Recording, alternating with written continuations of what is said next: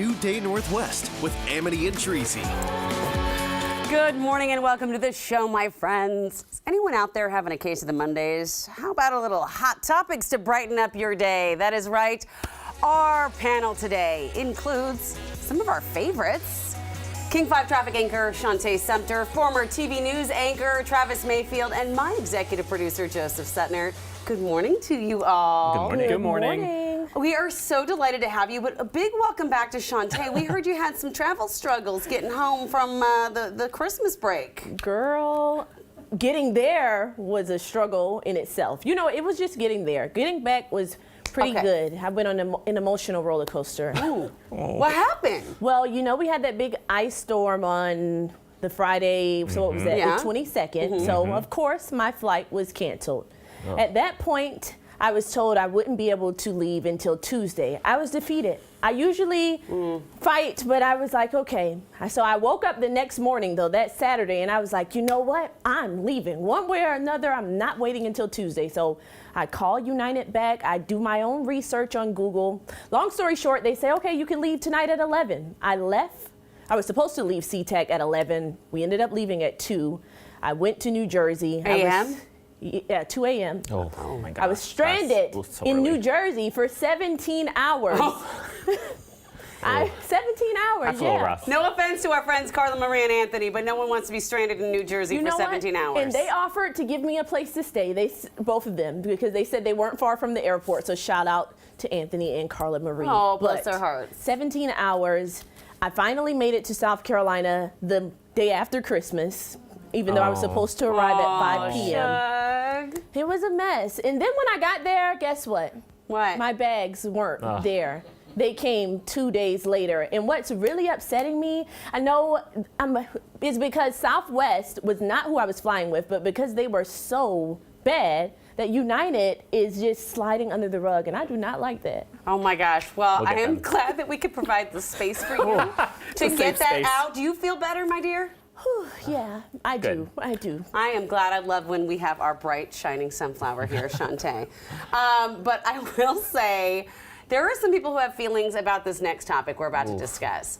Seattle Public Schools is suing social media giants like TikTok, Instagram, and Facebook, YouTube, Snapchat, seeking to hold them accountable for the mental health crisis among youth.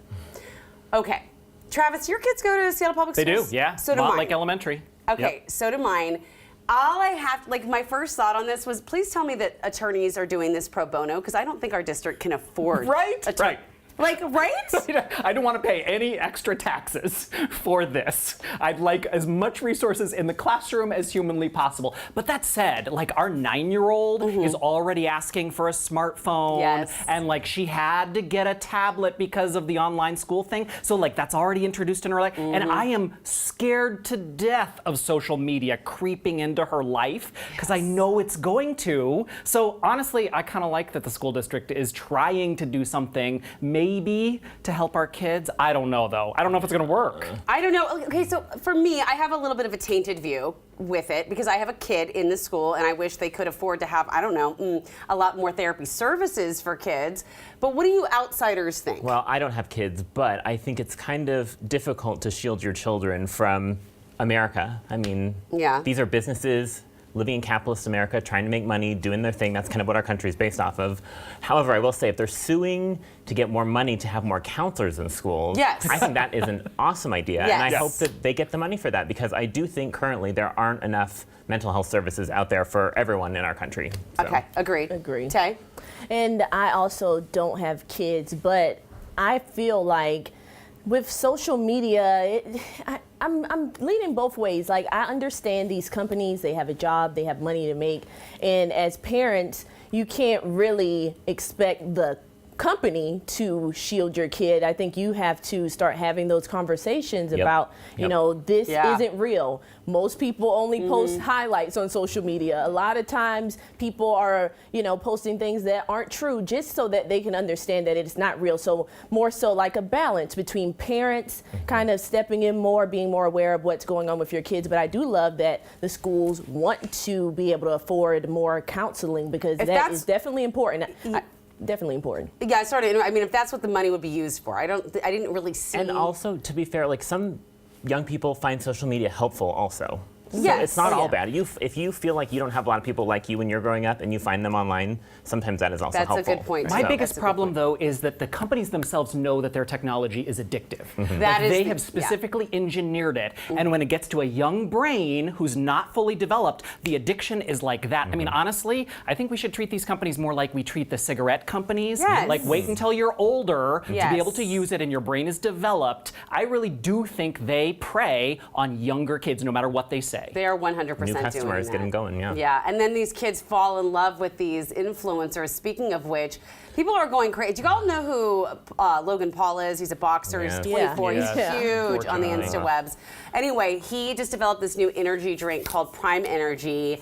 Apparently, it's sugar-free and vegan, although mine has 2 grams of sugar. So It's also mine- soy-free. It's also soy-free, and it's coconut water. So Pretty Gluten-free, colors. Did you see caffeine-free. the It has line? every buzzword imaginable. Yeah. It's even hydration Yep. versus the dehydrating drinks that Is it they like, Wow. is it like Gatorade? I'm not going to taste Sugar-free. it. it is like Gatorade. It tastes with very some oomph. sweet. But did you guys see the lines in the UK? I mean, people were like lined up to buy this stuff. Wow, actually, I mean, It's sweet though. It's very I don't sweet. understand how this. I mean, it smells like Gatorade to me. wow. I got It's the grape. I'm coconut good. I'm water. lucky. I got the Yeah. grape flavor. Oh, okay. Well, I'll have some water. Yeah. It isn't bad though, but Me too. It, I'll- it You know feels who's like gonna- maybe you should drink half of it. Kids are gonna love this. Kids are gonna love this. Speaking of like beverage things that people love, have you this is the all weirdest trend. fallen in love? This is the Stanley mug. Yes. I could not live without mine. This is actually not mine. This is Susie's mug. And it's spilling on you. They are made here in Washington. Apparently, this mug was discontinued at one point, and it was so popular they begged for it to come back.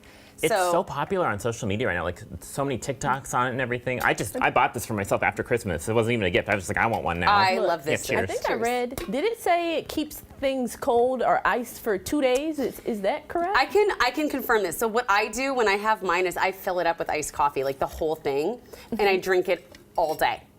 Because Oh. I don't, I love my coffee Mine's that I just get. for water. I'm trying to drink Yeah. more water, so.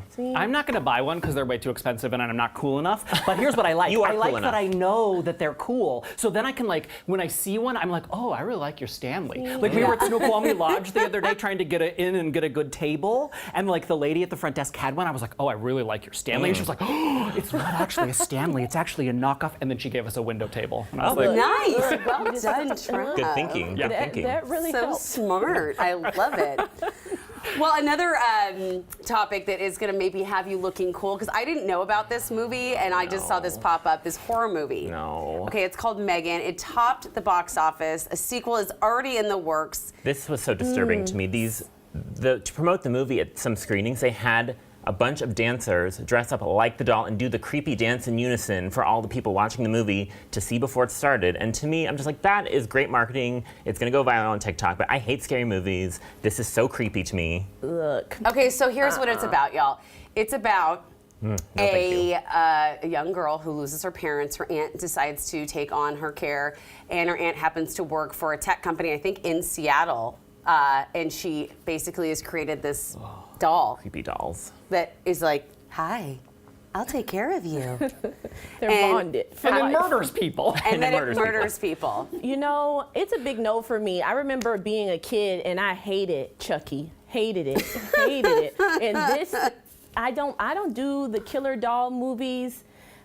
No, but I do love the marketing of it all because those dancing dolls that Joseph loves, they were I don't love them. I don't love them. They're so creepy. Yeah, he does not. Look, they were at the Rams game, I think. They were? were a few Yeah, making different the rounds. places before the movie to promote it. So they really went into that TikTok trend, the viral trend, and it seemed to pay off. It was the #1 movie this weekend. Yeah. So. Go marketing. I'm not going to see it, but I at least appreciated something new. It's not a knockoff, a sequel, a reboot, a redo, Yep. a prequel, or whatever. Right. At least it's that. It's new at least, yeah. Yeah. Amen to that. That is a really good point. And we'll end on that point because we got more to go. But we are going to have more with our Hot Topics panel at the very end of the show. So be sure to stick around for that. Thanks for you two, three, all of us sticking around.